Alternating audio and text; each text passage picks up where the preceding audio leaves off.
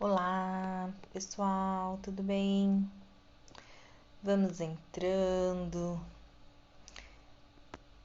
Vamos para minha live surpresa de última hora, resolvida agora, de acordo com as perguntas que vão chegando para mim. Então, essa minha live é uma live surpresa, tá? É uma live que eu não tinha planejado, mas como eu tô recebendo bastante perguntas sobre o assunto, eu então decidi conversar ao vivo com vocês sobre o assunto. Então, quem quiser fazer pergunta, fique à vontade. O assunto é a verbação do período rural anterior a 1991. O que é essa verbação de período rural anterior a 1991? Por que chama averbação de período rural? Então, vamos lá. Por que tudo isso? A verbação é porque ela não gera qualquer tipo de indenização para o INSS. Você vai poder solicitar esse período anterior a 1991 sem gerar qualquer tipo de indenização, tá? Então, nós vamos falar dessa averbação do período rural. Então, vai ser o período rural que eu quero falar para vocês. Como trazer esse período rural. Como é importante averbar esse período rural quando solicitar a sua aposentadoria. Ok? Eu tô aqui com uma colinha, fiz alguns tópicos. Então, antes de 91, não precisa de indenização. O período posterior a 1991, quando você quer averbar, o INSS vai sim te cobrar uma indenização, tá? Porque daí não é uma aposentadoria rural, onde você pega todo aquele tempo rural, porque você tem uma vida laborativa rural e pede uma aposentadoria rural, tá? Essa não gera indenização, mas quando você está fazendo uma aposentadoria por tempo de contribuição, você tem lá atrás um período rural, você pode averbar esse período até 1991, para ser mais exata, até dia 31 de outubro de 1991, sem gerar qualquer tipo de indenização. Agora, aquilo que for posterior a 1991, que você queira averbar, trazer para sua aposentadoria por tempo de contribuição, aí o INSS vai sim te cobrar uma indenização. Aí não tem jeito. Então, assim, qual a idade passível para se pedir uma averbação rural? Olha, a gente tem pedido ultimamente a partir dos 10 anos de idade, porque existem entendimentos que a partir dos 10, 11 anos já cabe para ser contada, né? Já cabe que a criança, porque é uma criança, já esteja trabalhando e já acaba que contando esse período, né? Para fins de averbação. A doutora Ana está perguntando de onde eu sou. Doutora Ana, eu sou de Nova Esperança, no Paraná. E você é da onde? Então, a doutora Ana está falando assim, na justiça a partir dos 8 anos de idade, parece, né? Então, na nossa região aqui, doutor, eles têm colocado muito a partir dos 12 ainda. Tem uma resistência para baixar a idade bem complicada, pelo menos aqui, ó, na minha região. Ao judiciário estadual, doutora, ele é menos resistente. Ele tem sim reconhecido com idade mais baixa, mas aqui, como aqui eu trabalho muito com Maringá, e Maringá é mais resistente. Eles têm mantido aí os 12 anos. É difícil porque tá uma briga boa, mas enfim, a gente continua aí na briga, né? Não tem. Advogado não pode ter medo de briga, tem que partir pra briga, bater o pé naquilo que acredita e postergando e fazendo recurso e defendendo até o fim, até não dar mais, né? Então, assim, na esfera estadual, aqui na nossa região, os juízes são mais maleáveis, tá? Na federal, na nossa região, eles são complicados. Mas isso eu tô falando da minha região, tá? Para onde vai os meus processos. Nas demais partes do Brasil, nas demais regiões, aqui mesmo no Paraná, no sul aí, a nossa quarta região, a gente sabe que cada um entende de um jeito. Tem juiz mais engessadinho, né, que é mais difícil. Tem aquele juiz que é mais humanitário, que vê as coisas mais, né, com os olhos mais humanos. Então a gente vai, né?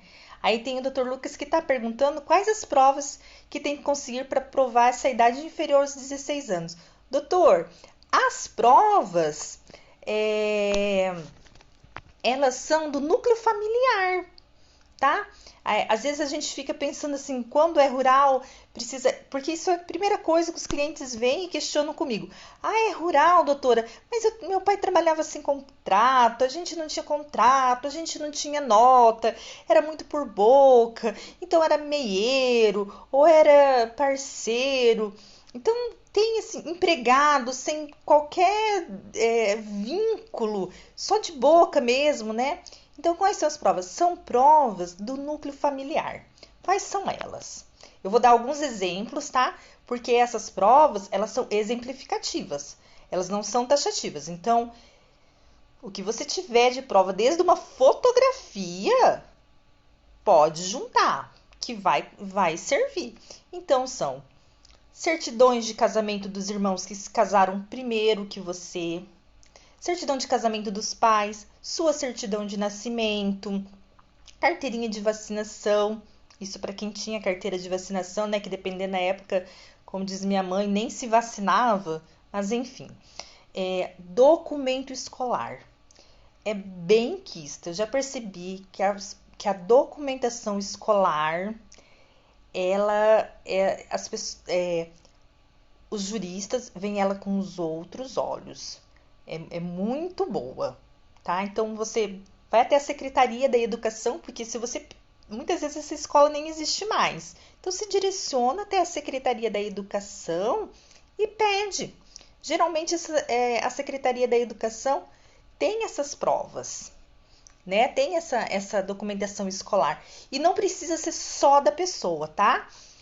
Pode ser dos irmãos, dos pais, dela mesmo. Então, é das pessoas ali, ó, do núcleo familiar. Sim, né? Boletim, a reservista em caso de homens. Eu tenho pedido bastante uma declaração, uma certidão Meu Deus, me deu um branco! Do Instituto de Criminalística, né? Instituto de Identificação, aqui no caso, Instituto de Identificação do Paraná, para pedir a certidão de quando tirou a primeira RG, porque antigamente a gente colocava a profissão. Então, se a gente pede essa certidão, eles mandam essa certidão e tem lá a profissão. Isso é muito legal, porque vem com a profissão da época. Então, não se é discutível e também é uma prova muito forte que as pessoas que eles têm muito bem aceita, né? Sim, Dr. Lucas, o documento dos pais tem sido aceito sim no judiciário. Na verdade, vamos raciocinar aqui juntos, né? Uma criança não tem documento. Não tem qualquer documento, não tem qualquer condições de uma criança fazer uma documentação onde ela vai levar a profissão de trabalhador rural. Então, é dos pais. Como eu disse, a certidão de casamento dos pais, constando lá o pai como lavrador. Dos irmãos, certidão de casamento dos irmãos que casaram primeiro, constando lá filho de fulano, ciclano, sendo que o pai, lavrador. Carteirinha de vacinação, que geralmente tem um endereço rural. Essa documentação escolar, porque antigamente se fazia uma ficha na escola, e essa ficha na escola tinha lá, né, lavrador. Então, assim,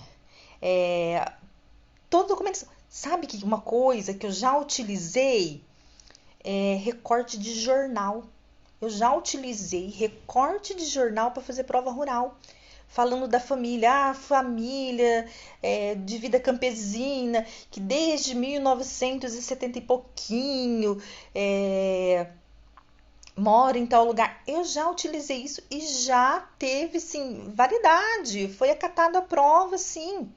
E claro que também tem as demais provas, né? Que é matrícula de imóvel, notas fiscais, contratos, escritura pública, né? De imóvel, se a pessoa é proprietária do sítio ou da fazenda, né? Só tem que tomar cuidado aí quando é fazenda por questões de não caracterizar empregador. Isso é uma coisa que tem que tomar muito cuidado, porque tem os módulos certo, né? Quantidade de funcionários, aquilo que até 120 dias durante acho que 90 dias, até 120 funcionários que pode ter. É uma coisa assim que de cabeça agora, infelizmente não tô lembrando, mas eu sei que tem dessa, né? Então tem que tomar bastante cuidado aí. O legal de averbar esse período, né, para quem se interessa, é que você vai diminuir o tempo da sua espera para aposentadoria, entendeu? Isso é muito bom para averbar esse período, porque muitas vezes a pessoa aí tem 25 anos de registro e trabalhou no meio campesino 5, 6, 7 anos e não sabe o que fazer, como aumentar esses 25 anos, mas não sabe o que fazer porque ela não tem esse conhecimento, né? Então, o que é legal? Você pegar isso daí e mostrar para ela que ela tem esse período rural, fazer a listinha da documentação, entregar para ela e quando solicitar a aposentadoria, solicitar junto essa averbação rural, porque isso aumenta o tempo dela. Aumentando o tempo dela, se ela cair no fator previdenciário, provavelmente quanto mais tempo, maior o fator previdenciário, a gente sabe que sobe o valor da aposentadoria. Ou pode até a questão da regrinha de pontos, pode atingir os pontos necessários e, né, aí fugir desse fator previdenciário. Isso é muito legal também, viu, gente? Então, isso é bom. Outra coisa, muitas vezes, às vezes a gente deixa passar despercebido e até mesmo os nossos clientes ou alguém da família não sabe. Quando pede a aposentadoria, deu os 35 anos, as pessoas. Agora que mudou, né? Com a regra que a gente sabe que tá aí, a gente não consegue mais, assim, sem um planejamento previdenciário, dar valores, dar tempo exato, devido às regras de transição. Mas antes a gente conseguia tudo isso. E a pessoa também era mais fácil para ela chegar até o INSS, tinha os 35 anos lá, já homem de contribuição, mulher 30, pedia sua aposentadoria, o próprio INSS concedia e ok. Né? Aí, essa pessoa às vezes tem esse tempo rural para ser averbado, porém, o que acontece? Ele não solicita. O INSS, a gente sabe muito bem que o INSS não pergunta, não tem esse, eu não falo que não tem o traquejo, mas não tem esse cuidado com o segurado, e ele não pergunta se o segurado, e daí, você trabalhou, como que era? Há um tempo atrás a gente sabe que a gente tinha uma lista para cumprir lá no INSS, e tava lá, averbar, tempo rural, tempo especial, você ia colocando um X só onde você queria. Se você dá uma lista dessa para uma pessoa que é leiga, ela não vai colocar tudo não, ela tem os 35 anos dela, para que ela vai falar, sim, eu tenho esse rural? Às vezes ela nem lembra que lá atrás ela trabalhou no meio rural, né? Então, assim, chega até a gente esses processos, a gente pode olhar, depois da pessoa aposentada, é legal a gente olhar esses processos e sabe ver o quê? Se foi ou não averbado, porque a gente pode pedir uma revisão. Isso é legal, porque cabe revisão. A primeira coisa que a gente, se esse período já foi pedido dentro do INSS e o INSS não concedeu o período, a gente pode pedir uma revisão e você não queira pedir para a turma recursal do INSS, você não quer continuar no INSS, não quer fazer recurso, quer ir direto ao judiciário, ok, você pode ir. Agora, se não tiver aquele pedido dentro do INSS, é legal você fazer esse pedido primeiro no INSS para depois ir para o judiciário. Porque muitas vezes é resolvido ali no INSS, eles concedem, né? Mas vai que. Então, o que você faz? Você faz o pedido no INSS, porque provavelmente não foi feito esse pedido no INSS. Faça esse pedido no INSS e faça uma revisão. Isso possivelmente vai aumentar o salário da pessoa. Ela vai ficar muito feliz. Para você é muito importante isso. E é direito da pessoa. A gente tem que lutar pelos direitos dos nossos clientes. Por mais que tem cliente aí que acha que nós estamos querendo extorquir eles de alguma maneira, mas não, nós não estamos querendo. Eu até tive um probleminha ontem com isso, mas foi bem resolvido. Então é bem legal. Gente, ó, fazer live em casa, vocês estão escutando a bagunça? Ó, molecada tudo conversando aqui em volta. Então não se esqueça que a averbação pode ser utilizada. A minha filhinha entrou aqui, gente. Pode ser utilizada até dia 31/10/1991. Aqui, ó, minha futura advogada, né, filha? Sim. Aí, ó, diz que vai trabalhar com a mamãe, gente. Tá? E até 31/10/91, esse período não precisa indenizar. Então, é juntar essa documentação e pedir. Tá bom? A doutora, ela já saiu. Ela fez um oizinho aqui e tudo, e ó, já foi. Tá, doutora Ana? Então, e aí ela... Desculpa. Então, até o rol de documentos, eu já falei que ele é exemplificativo. Eu já usei recorte de jornal, eu já usei fotografia, eu já usei até convite de casamento para provar período rural, porque no convite que mandaram tinha endereço rural da pessoa. Já usei também, e não desperdício. Muitas vezes a pessoa fala, eu não tenho nada. Vasculhe a vida da pessoa. Pergunta, porque sai muito documento dali. Muito mesmo.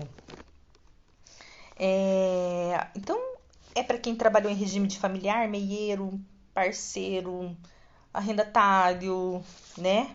Então, para todo mundo, que para esse tipo de gente é que vai servir esse período. Eu anotei algumas coisas aqui, eu tô olhando.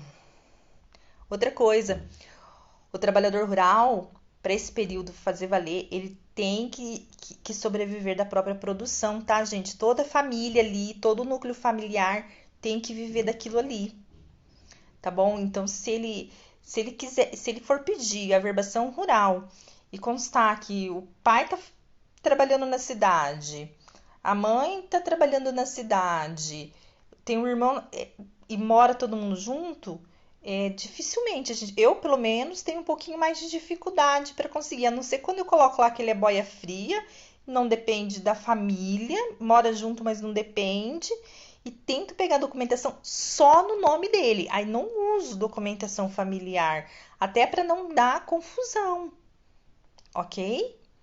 Tá? Lembrem bem disso também, que é muito importante essa verificação aí do núcleo familiar. Pode, doutor. Sabe como que eu faço quando o doutor Lucas está perguntando assim, ó, mas daí, doutora, pode declarar que é de regime individual? Pode, você não fala que é de regime individual, mas você fala que a pessoa é empregado, né? Ou você coloca boia fria, volante. Aqui a gente usa muito essa palavra, volante. Doutor Lucas, o senhor da onde? Então a gente usa muito. Aí a gente usa a documentação só dele, falando que, né, que ele. Oi, Renato, tudo bem? falando que ele trabalhava no meio rural e não dependia, tá? A gente não usa regime de Maringá, Maringá ou Minas. Não, Maringá a gente não tá abreviando, pelo menos eu não me abrevi assim. Eu acredito que você é de Minas, né, doutor? É, então, assim, regime de economia familiar, regime individual. Eu não uso regime individual, eu coloco volante, boia fria, coloco geralmente assim. Minas, o senhor me perdoa, Maringá, porque a gente, aqui quando a gente vai subir, vai abreviar Maringá, a gente coloca MGA, mas aí eu vi que era só MG, eu falei, deve ser Minas. Mas primeiro eu sei que eu falei Maringá. Então, assim, voltando lá, então a gente coloca isso, regime individual. Esse termo eu nunca usei, não. Mas acredito que não. Que também, se for usual aí para vocês, não vai ter problema. Acredito eu, né? E sempre dá uma analisada nessas provas. Outra coisa, gente, se tentarem forjar a prova desse período, não aceitam não, viu? Mais vale aí menos prova na verdade do que muita prova com mentira, porque não dá certo, tá?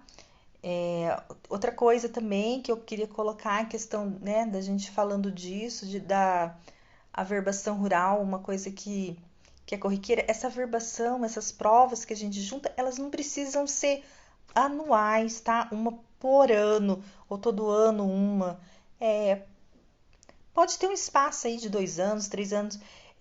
O que eu exijo dos meus clientes é que tenha o início, né? Se começou ali a contar em 1970, eu quero uma prova de 1970. E se terminar em 1985, por exemplo, eu quero uma prova de 1985, tá? E nesse intervalo de 70 a 85, pode ter uma de 84, outra de 80, 77. Pode dar entre um ano aí por causa do princípio da continuidade, né, do labor no campo, né? A gente pode alegar esse princípio aí e falar que não tem a necessidade de ser uma prova por ano, certo? E outra coisa que vai ser necessário nesse período, testemunhas. Testemunhas, e deixam muito claro isso aos clientes, que essas testemunhas não pode ser da família, não pode ser familiar, e tem que ser pessoas que conheceram eles na época. Eu tenho um problema muito engraçado aqui, porque toda vez que eu falo de testemunha desse período, sempre vem uma, geralmente a gente pede 3, já por precaução, mas sempre trazem uma testemunha que a pessoa conhece a pessoa há 10 anos e fala assim, doutora, não, fala para ela falar. Não gosto disso também. Tá? Esse fala pra ela falar, pra mim não dá. Eu gosto das coisas certinhas. Então eu falo, não, vou descartar porque eu não vou ensinar ninguém nisso. Né? Deixa eu ver o que o Dr. Lucas está falando. Essa averbação é chamada de aposentadoria híbrida e aposentadoria mista. São ações de averbação de tempo rural urbano. Doutor, a aposentadoria híbrida ou mista, que é a mesma aposentadoria, ela é diferente, tá bom? Nós estamos falando aqui de uma averbação de aposentadoria por tempo de contribuição. A mista ou a híbrida, ela vai se dar quando a pessoa atingir a idade de uma aposentadoria e quando ela for se aposentar, ela não tiver as contribuições suficientes para uma aposentadoria. Aí junta-se as duas, soma-se as duas. Essa não. E você sabe que isso é uma confusão muito, muito comum que é feito. Nós estamos falando de aposentadoria por tempo de contribuição. E quando tem o tempo de contribuição, na antiga lei, antes dessa da emenda constitucional 103/19, não tinha idade mínima. Então, a gente faz essa averbação para pessoas de 50 anos, 53, 48, que vai servir, que dá para continuar fazendo agora, mas nas fases de transição. Você pode estar averbando rural nas fases de transição também, mas não tem aqui, mas não se confunde, tá, doutor? Se eu entendi a sua pergunta, a híbrida com a mista é uma coisa, a tempo de contribuição com a averbação rural, outra coisa, ok? A doutora Ana fala: doutora, tem uma curiosidade. Alguma vez a doutora fez de trabalhadores de olaria? Fiz, só que eu não fiz rural, porque não aceitaram. Aí acabei fazendo, mas de uma outra, juntando umas provas que ela de olaria e fazendo como tempo de serviço mesmo, mas não rural. Não deu para nós o rural aqui. Aqui, tá, doutora? Eu quero deixar as coisas bem claras, porque a gente sabe que de uma cidade para outra tem entendimento diferente. Uma série, uma seria de idade é outro tempo, né? Isso, doutora. A híbrida é isso aí. Uma é de idade e a outra é de tempo. Doutor Lucas falou, mas aí você está falando só tem tempo rural, né? É que eu tô falando, doutor Lucas, é de dar a averbação.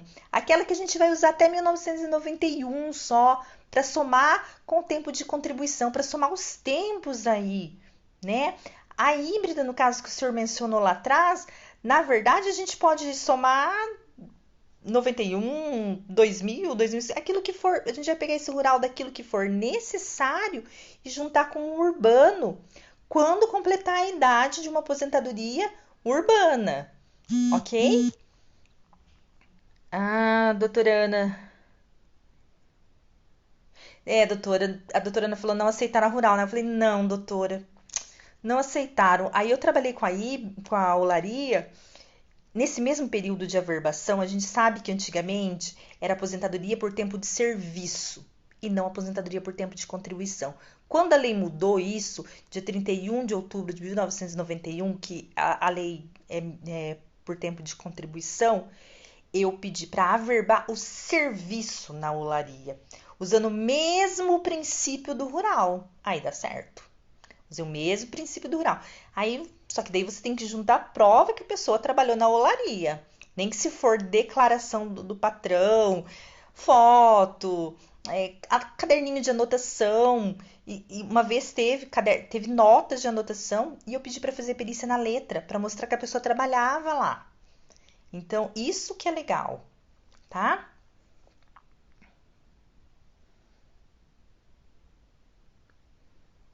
Doutora, eu gostaria até de saber por que a senhora pensa que a olaria caberia.